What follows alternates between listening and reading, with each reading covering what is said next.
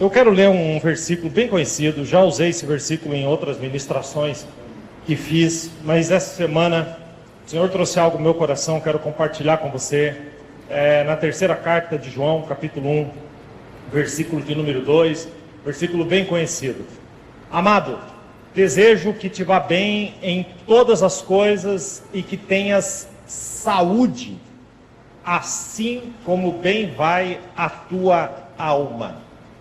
Quero falar aqui sobre pilares da saúde emocional, do ponto de vista bíblico, do ponto de vista da nossa alma.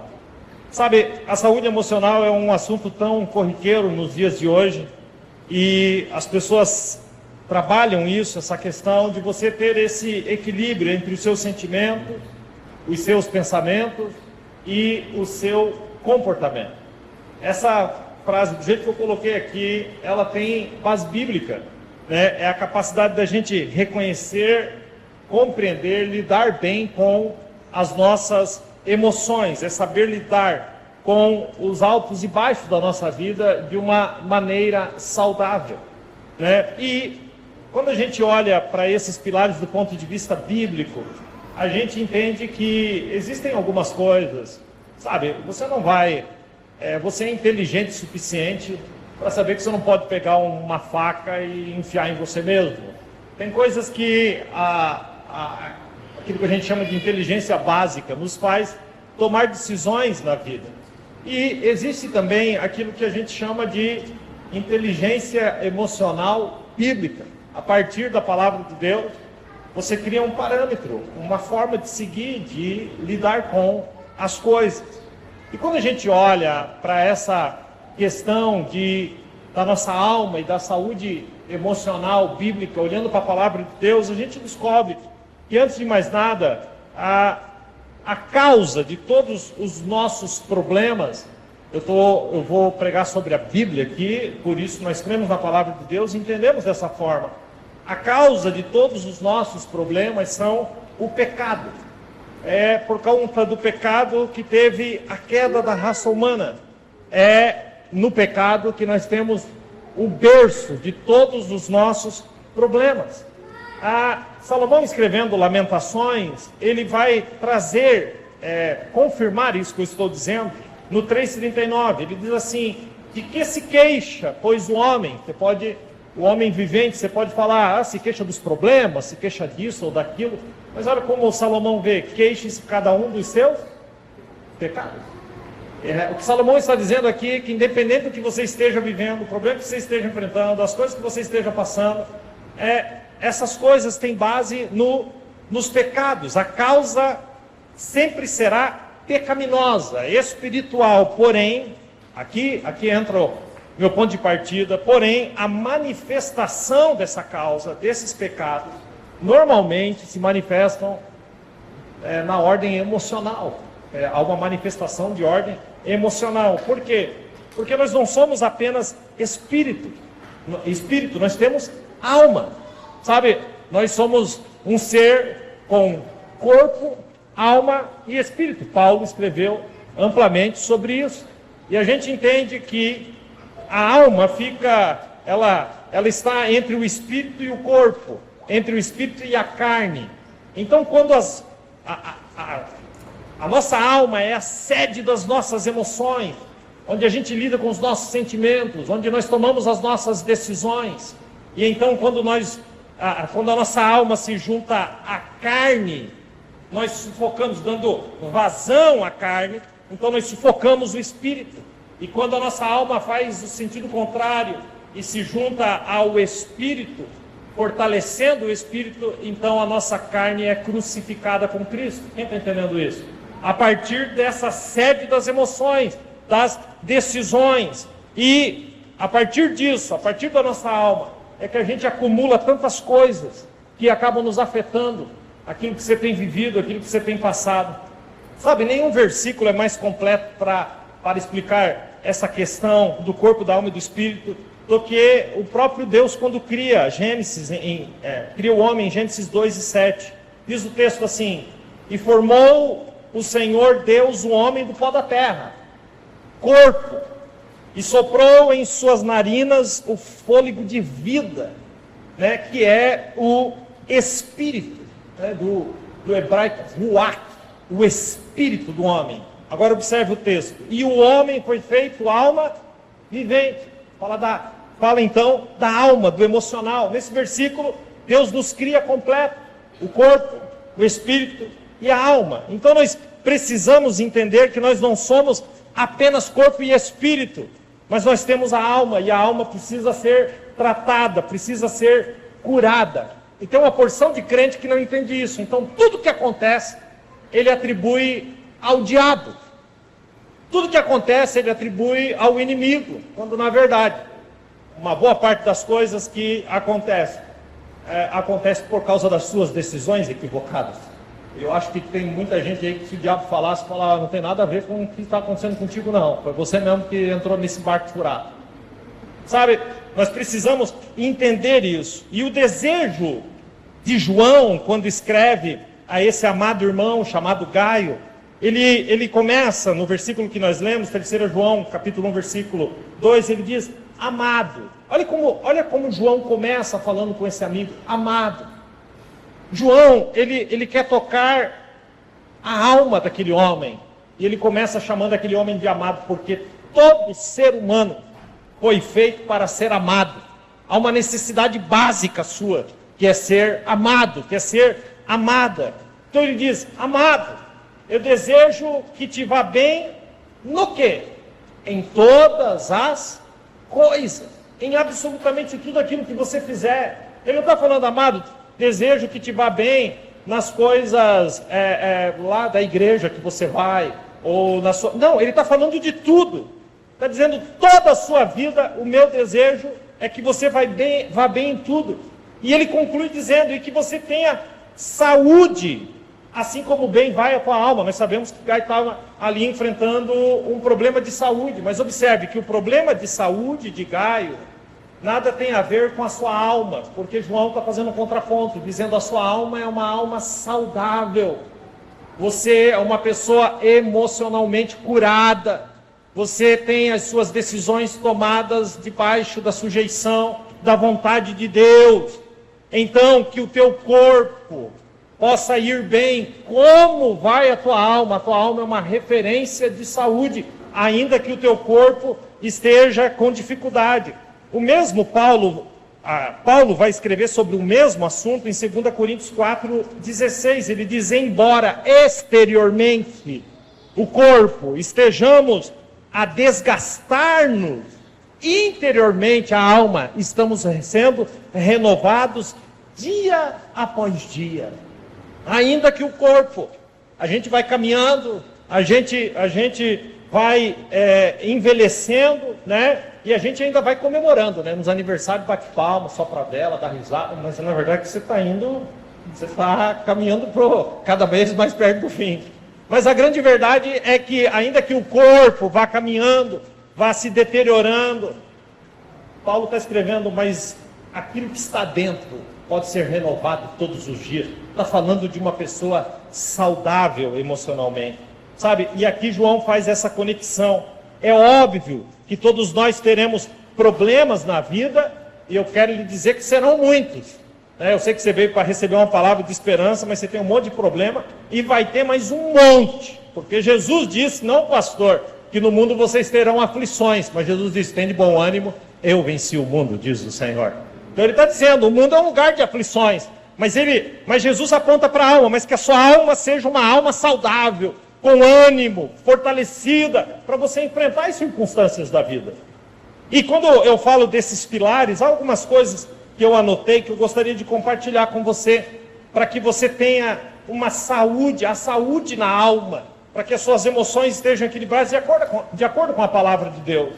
E eu vou aqui ir entre um assunto e outro, mas o primeiro, eu quero começar com a responsabilidade.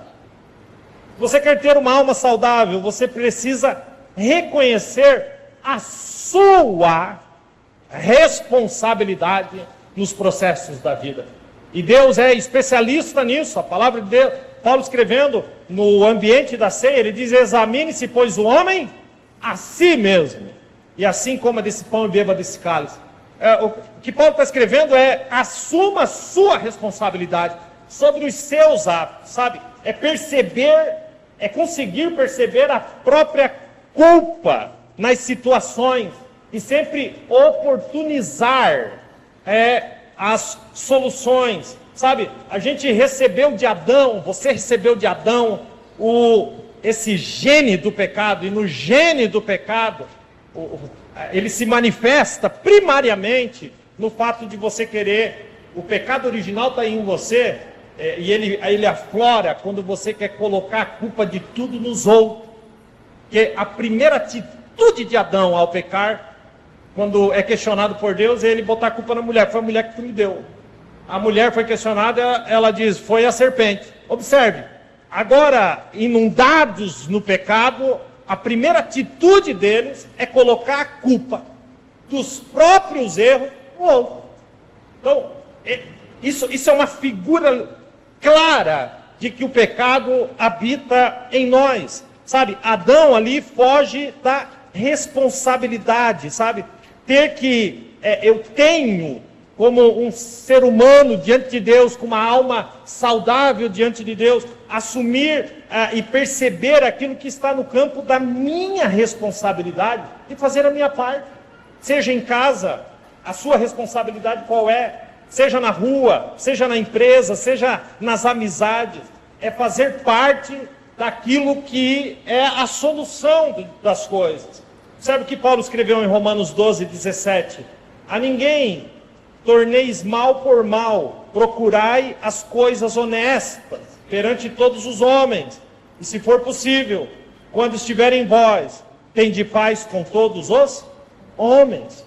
Sabe, deixa eu te falar uma coisa: quando todo mundo está errado e só você está certo, é bem provável que é você que está errado e todo mundo está certo. Sabe, aquela pessoa que não assume essa autorresponsabilidade, é compreender que existe um papel que é meu. Existem coisas que acontecem a partir das minhas decisões. Sabe, se você é aquele tipo de pessoa que o tempo todo está certo, e quando, por um milagre, reconhece que errou, ainda assim fala: eu errei, mas também eu errei reagindo a alguém. Quer dizer, ainda assim está jogando o erro no outro. Está jogando o erro a alguém que lhe falou alguma coisa. Cuidado com isso. Sabe, existe uma coisa que é a nossa parte, em todas as áreas da nossa vida. Deus disse para Moisés: fere as águas. Aí Moisés, eu não sei o que você pensa do Mar Vermelho, que foi aberto. Eu não sei como é que a tua imaginação te leva para o Mar Vermelho. Não pense que era aqui o rio de Bagi, não, gente. É de perder de vista. Você tá no Egito, a Arábia Saudita fica lá do outro lado. É um negócio que é um negócio, o nome já diz, é Mar Vermelho. Então, quando Deus diz: toca nas águas, e Moisés pega a vara e toca nas águas, sinceramente, aquilo ali muda o quê? Aquilo ali não mudaria absolutamente nada. Mas Moisés estava puxando para si a responsabilidade que era dele. Deus diz: a tua responsabilidade é tocar nas águas. Então Moisés faz, e Deus faz o resto. Quem está entendendo isso? Davi atirou uma única pedra em Golias. Sabe qual a probabilidade de Davi matar Golias com uma única pedra? Mas essa era a responsabilidade dele. Então ele gira a pedra, atira, e quando a pedra sai da funda de Davi, eu acredito que Deus soprou a pedra, e aquilo virou um tiro que matou o gigante. E o povo de Deus foi vitorioso. Davi puxou para si. Sabe, quando Jesus foi ressuscitar Lázaro, o Senhor estava pronto para ressuscitar, mas falou o que para o povo? Tirem a pedra. Tirem a pedra da frente do sepulcro. Façam a parte de vocês, sabe? Chame para si a responsabilidade daquilo que deve ser feito. Faça a sua parte. Isso é ter autorresponsabilidade. A gente vive hoje num mundo que os homens aí não querem mais ser homem, não. Eles até dizem: somos homens, na questão, sei lá, de repente sexual. Não, nós somos homens. Mas, gente, homem não é só isso. Homem tem responsabilidade, homem bate no peito, homem puxa para si a sua responsabilidade dentro do seu papel. Mulheres também, cada um no seu papel. Quem está entendendo isso, diga amém. Quem está entendendo isso mesmo que não esteja gostando, diga amém. Não se deixe ser guiado pelo medo. Eu gosto de uma frase da Joyce Meyer, que ela diz assim: medo é a fé no que o diabo diz.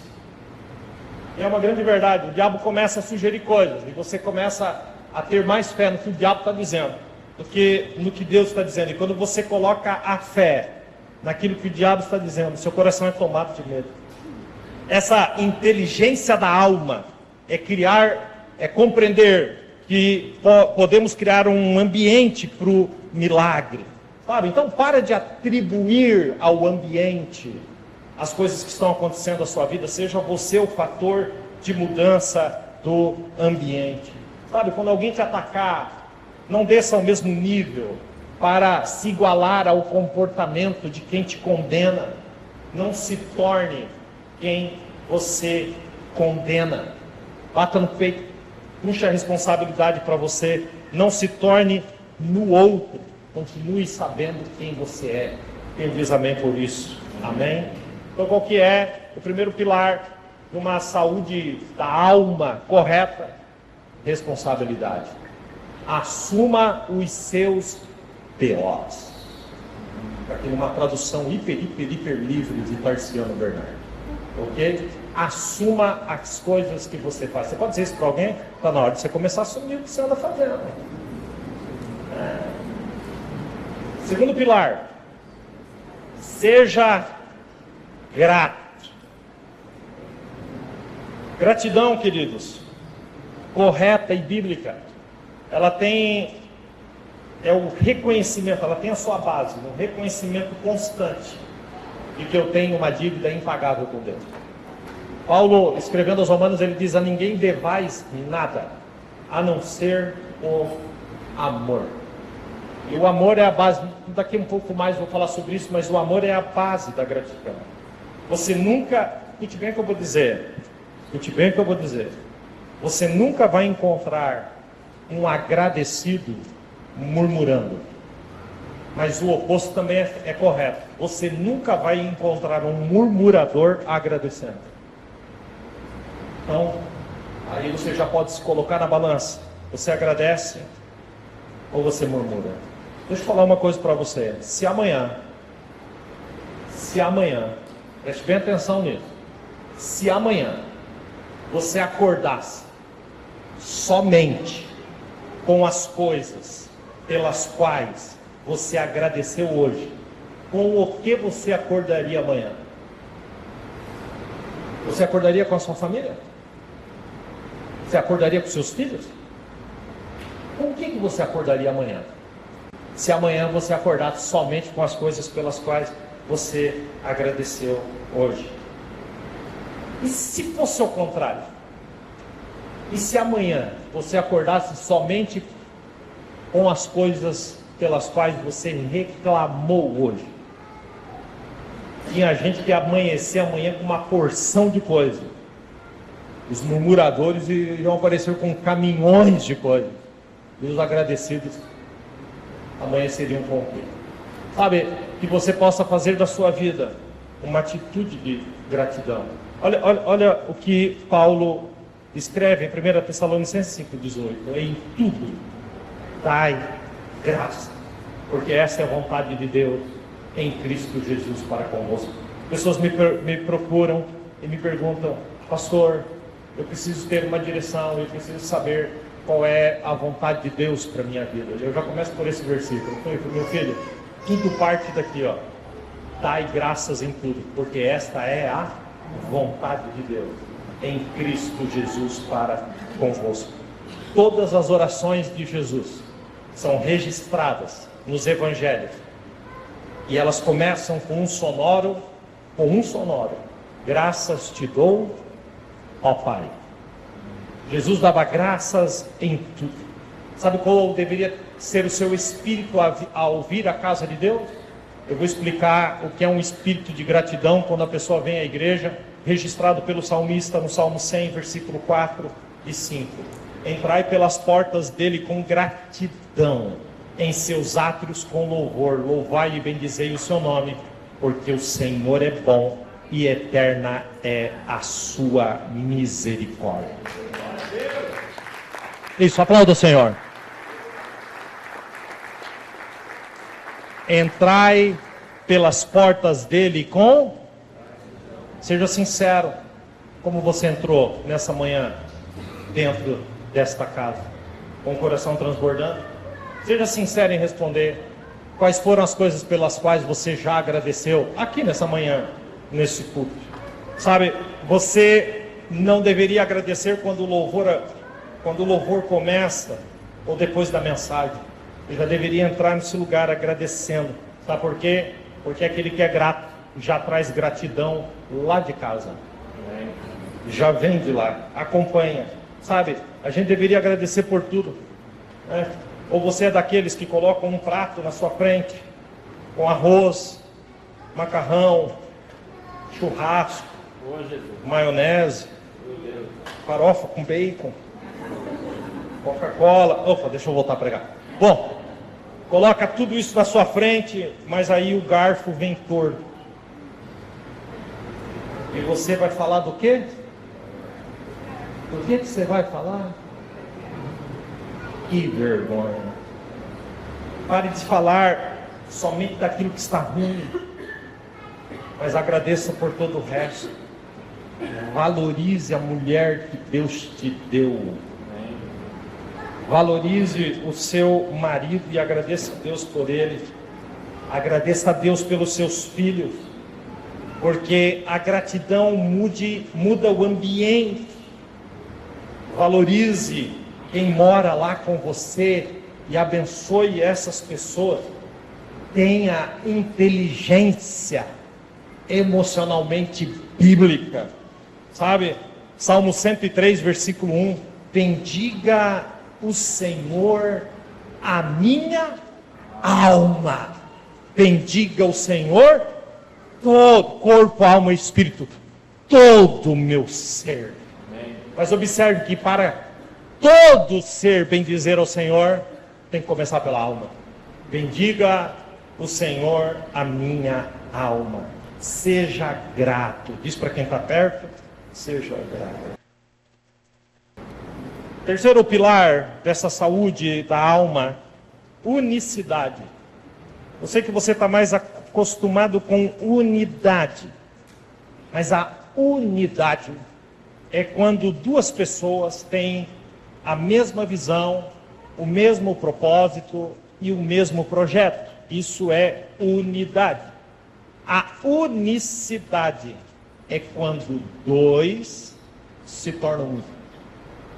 Quando dois se tornam um. E Deus não quer andar em unidade com você. Deus quer andar em unicidade com você. Olha a oração de Jesus em João capítulo 17.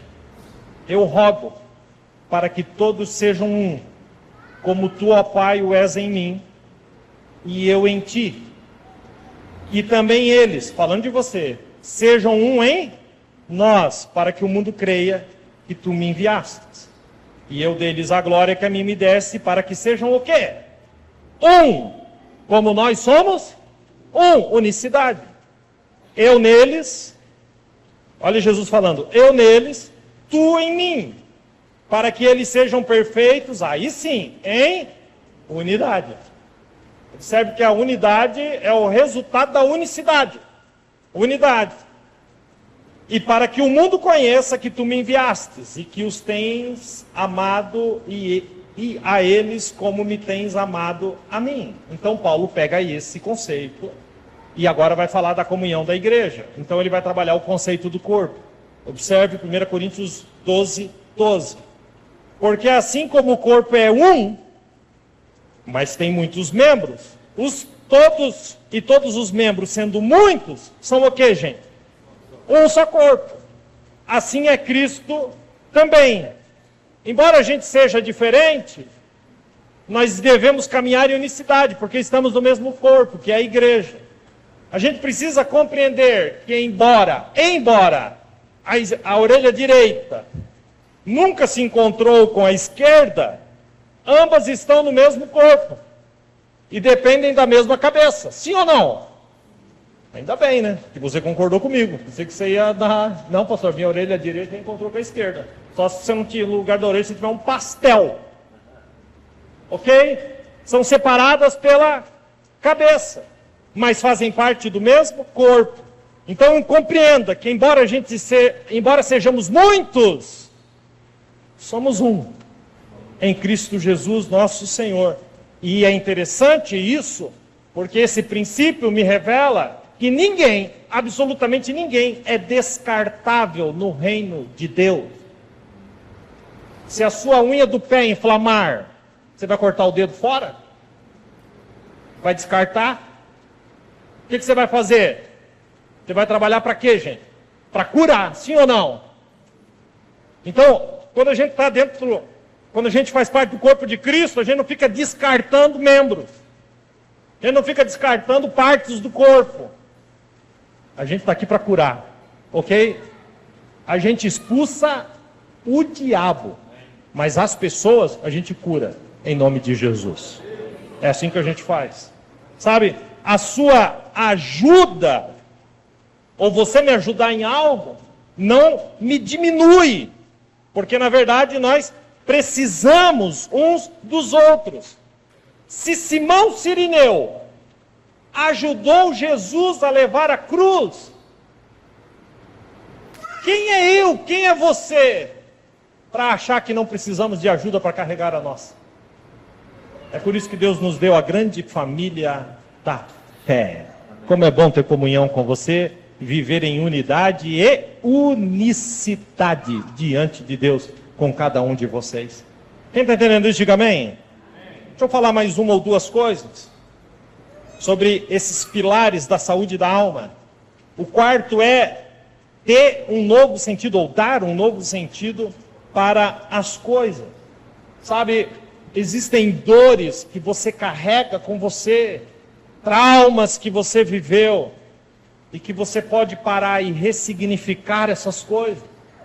Olha o que José fez. José do Egito, vocês conhecem a história, ainda esses dias falei sobre isso, mas José foi vendido como escravo pelos irmãos, virou servo na casa de Potifar, sofreu uma calúnia da esposa de Potifar, foi levado para a prisão, abandonado pela família e pelos irmãos, e agora lá na frente ele se torna governador do Egito, e quando o pai dele, Jacó, morre, os irmãos ficam em pânico, achando que ele iria usar aquelas dores, aqueles traumas, a maldade que eles fizeram contra José, e agora José iria usar tudo aquilo contra eles. E a resposta de José, eu vou ler com você, Gênesis 50, 19, ele diz para os irmãos, vocês não precisam ter medo, estaria eu no lugar de Deus? É verdade, vocês planejaram mal contra mim, mas Deus o tornou em bem, para que hoje fosse preservada a vida de muitos. Por isso, não tenham medo, porque além de tudo, eu ainda vou sustentar vocês e os seus filhos. Isso é ressignificar. Isso é dar um novo sentido para as coisas. José deu esse novo sentido.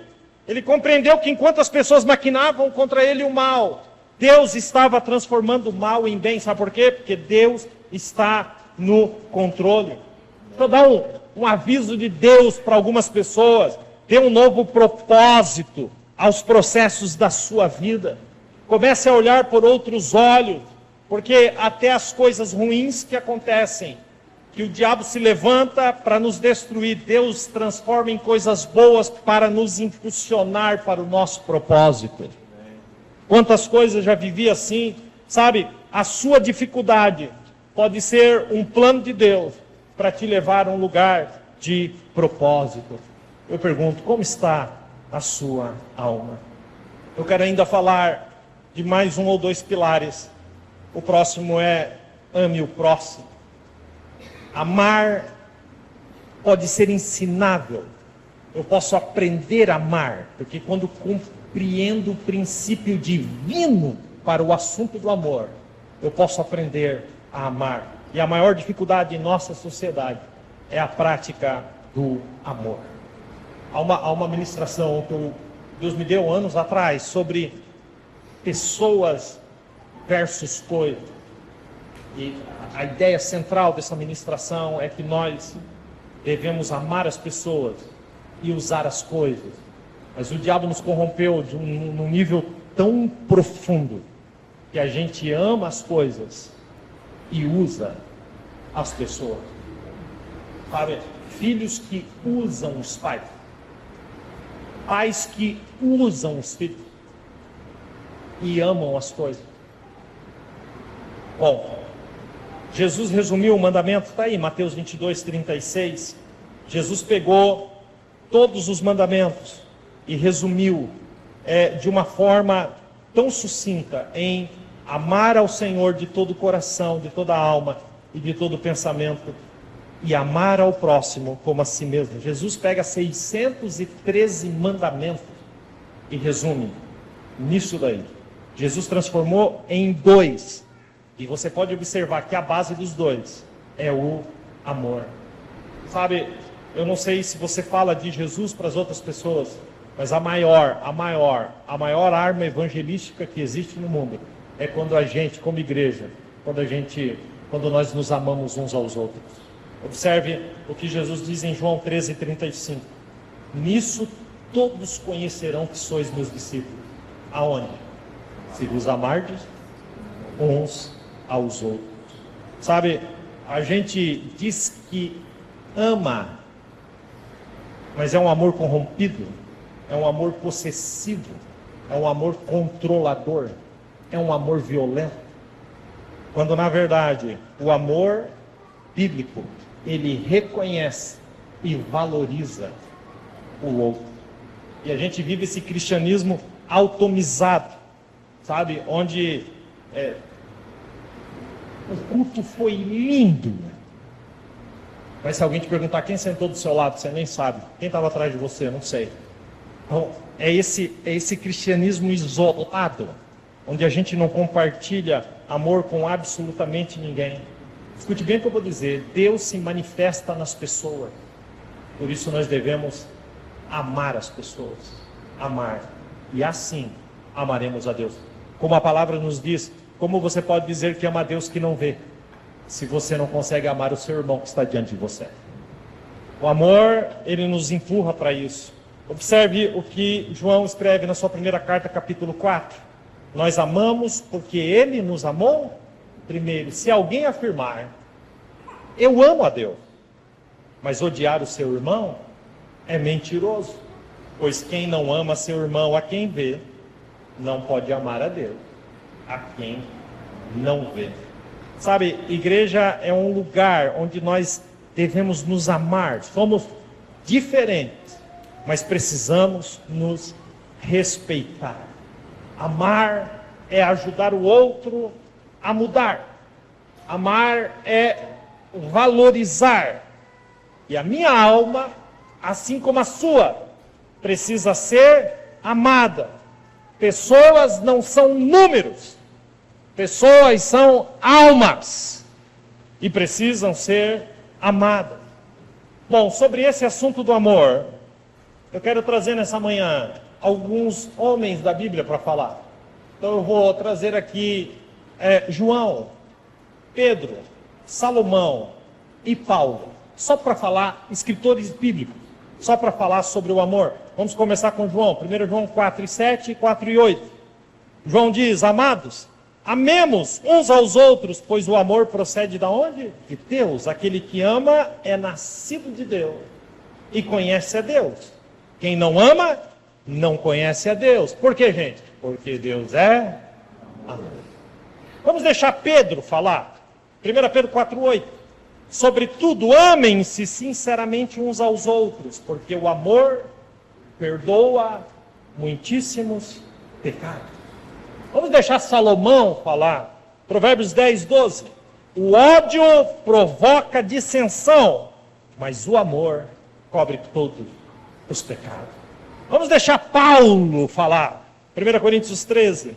O amor é paciente, o amor é bondoso, não inveja, não se gloria, não se orgulha. O amor bíblico não maltrata. não procura seus interesses. Vai pensando dentro da tua casa. Não se ira facilmente. Não guarda rancor. O amor não se alegra com injustiça, mas se alegra com a verdade. Tudo sofre, tudo crê, tudo espera, tudo suporta. Na última linha, coloque o seu nome no começo. Tarciano tudo sofre, Tarciano tudo crê, tudo espera, tudo suporta. Será? Meu Deus, olha onde eu caí, eu botei meu nome. Será? Agora coloque o nome de Jesus. Jesus, tudo sofreu, tudo creu, tudo suportou, tudo esperou. Ele disse, ainda não é minha hora, ainda não é minha hora, ainda não é minha hora, é chegada a minha hora. Pastor, então o amor é quem? O amor é Jesus. E é por isso que a palavra de Deus nos ensina a nos parecermos com Cristo. Quanto mais nos parecermos com Cristo, mais o amor de Cristo temos. Quem entendeu isso, diga amém? Logo, nós devemos amar, porque o outro tem uma alma. Escute, a tua mulher é uma alma. O teu filho, a tua filha é uma alma. A tua mãe é uma alma. O teu amigo é uma alma. A pessoa que está do seu lado é uma alma. E nós devemos amar. A igreja não pode ser essa caixinha da religião que mede as pessoas, mas deve amá-las. Ame, ame, ame seu pai, ame sua mãe, ame seu amigo. E a Bíblia diz, ame o seu inimigo. Porque amor não é um sentimento. Amor é uma decisão. Se você esperar sentir para amar o seu inimigo, isso nunca vai acontecer. Mas se você decidir amar, você é capaz de amar quem quer que seja. O amor vai gerar milagres que você nunca viu. Para terminar, sexto pilar desta inteligência emocional bíblica, da saúde da alma. Perdão. Repita comigo. Perdão. A dor... Escreva o que eu estou dizendo, eu tenho experiência nisso. A dor é inevitável, mas carregá-la é uma opção. É inevitável a dor, mas carregá-la é uma opção. Você pode ter a opção de ficar carregando isso para cima ou para baixo. Lembra esses dias atrás que eu falei da mágoa, má, água má? Esses dias atrás, a caixa de gordura lá de casa chegou no seu limite. Eu tive que abrir aquele negócio. Recentemente, assim, uns 20 dias antes, aconteceu a mesma coisa na casa do Brian. E eu achei o máximo. Ele teve que abrir aquele negócio. E virou aqui tudo transbordando. E eu disse, é isso aí, filhão. Vida de casado, bem-vindo. Achei o máximo. Eu não sei se o anjo ouviu, aconteceu comigo 2 semanas depois, e lá estava eu agora tendo que resolver o meu problema, porque foi o conselho que eu dei para ele: se vira com o seu problema. Eu disse, agora tem que resolver o meu. Eu abri aquele negócio, e aí vocês sabem que a gente descobre. Ok. E eu olhei para aquilo e eu pensei, isso é uma má água. Coisa mais nojenta. Então você limpa tudo aquilo, depois solta a água e entra uma água limpa, uma água nova, uma água que não foi infectada por nada daquilo. Eu preciso dizer uma coisa para algumas pessoas aqui. Não acredite na mentira que o diabo plantou na sua cabeça de que você é uma caixa de esgoto. Não. Você é um manancial de águas limpas. Mas as más águas, as mágoas, vão sujando. Sabe? Perdoar é curar a si mesmo. Você não precisa esperar que alguém te procure. Você pode, daqui de dentro desta igreja, liberar perdão, largar a carga, porque você não é uma carroça. Deus te fez para voar. Você é águia. Você não é carroça para ficar carregando cargas. Sabe, pastor, como que eu faço isso? Comece no seguinte ponto de partida. Não se esqueça que antes de perdoar, você foi perdoado por Deus. Então eu só perdoo porque fui perdoado. Jesus pagou a minha dívida. Ele me perdoou. A mensagem mais poderosa da Bíblia é o grito de Jesus na cruz: está consumado. Porque naquele grito, o império da mágoa, da amargura, da vingança, do sofrimento foram destruídos na autoridade do nome de Jesus. Se você não perdoar, você se torna um prisioneiro, um cativo de tudo daquela pessoa. Tudo que aquela pessoa faz te atinge. Tudo. Você está aqui, você já levantou a mão no louvor, você está ouvindo a palavra, mas se você tem alguma coisa contra uma pessoa, essa pessoa entrar aqui, acabou para você. Essa pessoa controla você. Essa pessoa mexe nas suas emoções. Essa pessoa te prendeu. Essa falta de perdão, ela te conduz. Você desestabiliza. E quando o teu sofrimento está quase sendo esquecido, você tem a capacidade de procurar informações dessa pessoa para reviver o sofrimento. Porque você deliberadamente, mesmo sem pensar da forma que eu estou dizendo, você decidiu não ser curado. Então você é escravo dessa pessoa. Onde a pessoa estiver, agora, você pode liberar esse perdão. Quem entendeu isso? Eu lembro de uma história, eu já falei isso aqui, mas de dois senadores na década de 80 que estavam se atacando no Senado. Final da década de 80, começo de 90, eles se atacavam no Senado. E um deles estava em silêncio, enquanto o outro descascou ele de cima da tribuna, e falou, e falou, e falou. E então, na sequência, subiu esse cidadão, e ele disse: eu sinto que Vossa Excelência me odeia. E ele soltou a seguinte frase: se você me odeia, você é meu escravo. Que verdade. Que verdade. Quando você odeia alguém, você se torna escravo desse alguém. Escravo desse alguém. Quem está entendendo isso? Diga amém. A pessoa que você odeia vira o teu relógio. Ela decide se vai ser noite ou se vai ser dia. Se vai chover ou se o sol vai brilhar. Você não foi feito para isso. Cristo já venceu todas as coisas. Você foi perdoado. Perdoe, seja livre. Conhecereis a verdade e a verdade vos libertará. Se pois o Filho vos libertar, verdadeiramente sereis livres. Seja livre em nome de Jesus.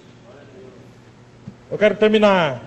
O texto diz: amado, desejo que te vá bem em todas as coisas e que tenha saúde, assim como bem vai a tua alma. Quero relembrar com você os pilares: responsabilidade, seja grato, unicidade. Você deve dar um novo sentido para as coisas. Ame ao próximo e perdoe. Eu quero terminar, eu quero fazer um apelo usando as próprias palavras de Deus. Mas para isso eu quero que você fique em pé, por favor.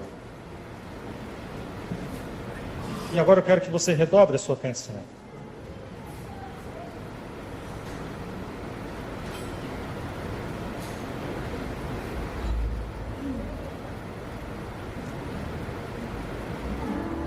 Deus usou o profeta Jeremias para falar com o povo. Esse povo estava na iminência de ser destruído. Redobre sua atenção agora. E na iminência de ser destruído, Deus diz algo para eles extremamente chocante. Quando eu li esse versículo a primeira vez, aí 30 anos atrás, como esse versículo falou comigo? Como eu entendi que eu poderia, através das escolhas, ter uma alma saudável. Olha o que o Senhor diz em Jeremias 6,16. Assim diz o Senhor: parem e olhem ao redor. Perguntem qual é o caminho antigo, o bom caminho. Andem por ele e encontrarão descanso para a alma. Vocês, porém, respondem: não é esse o caminho que queremos seguir. Parece chocante, não parece? Deus está dizendo: olha ao redor. É como se o Senhor estivesse dizendo: olha o que eu já fiz, olha o que eu já conquistei. Ele diz: andem pelo bom caminho. Que é o caminho, gente? O que Jesus disse? Eu sou o caminho. Andem por esse bom caminho, e então vocês encontrarão descanso para as vossas almas. O que Jesus disse? Vinde a mim todos os que estáis cansados e sobrecarregados, e eu vos aliviarei. Que coisa tremenda. Mas o que me choca nesse versículo é que as pessoas, mesmo sendo alertadas por Deus, respondiam: não é esse o caminho que queremos seguir. Sabe, eu estou aqui pregando e há uma resistência. Há uma resistência. Eu falo sobre assumir responsabilidade e você está aí da cadeira resistindo. Resistindo.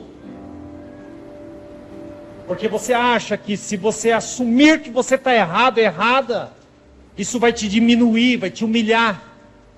Então você resiste. Eu falo sobre ser agradecido.